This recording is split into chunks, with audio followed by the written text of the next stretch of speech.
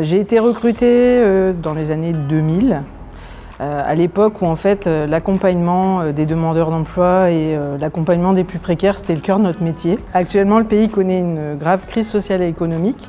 On a 3 bénéficiaires du RSA sur 4 qui sont sous le seuil de pauvreté.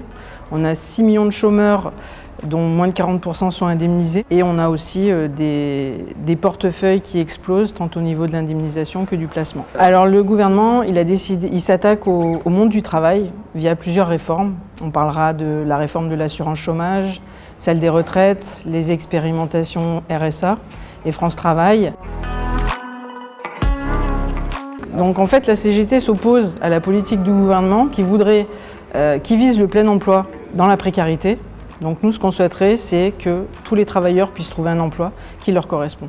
Le droit à l'accompagnement, à la formation, donc avoir des moyens supplémentaires pour suivre mieux les demandeurs d'emploi et répondre à leurs besoins.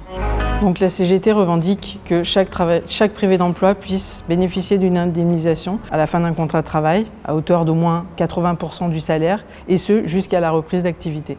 Les agences de proximité, donc pour pouvoir permettre à chaque demandeur d'emploi de se rendre facilement dans un site Pôle emploi. Et ça, en fait, ça s'oppose un petit peu à tout ce qui est digital, parce qu'il y a beaucoup de gens qui sont en difficulté par rapport à ça.